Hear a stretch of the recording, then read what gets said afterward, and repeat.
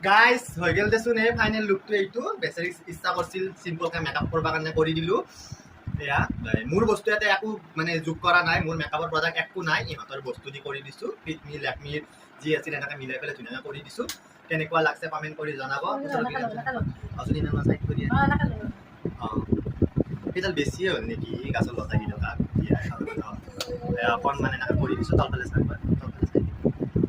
একদম চিম্পলকৈ কৰি দিছোঁ যেনেকৈ ইচ্ছা কৰিছিল তেনেকৈ তাৰমানে কালিও কৈছিল মোৰ আৰু এইগিলা কিডনী পাথৰত ধৰি বিষত ধৰি মানে আজি নাহোঁ বুলি কৈছিলোঁ আহিলোঁ কৰিলোঁ কেনেকৈ লাগছে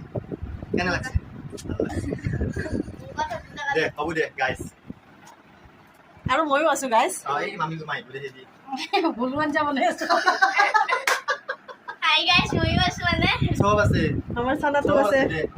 বাই বাই থাকবো দে গাইজ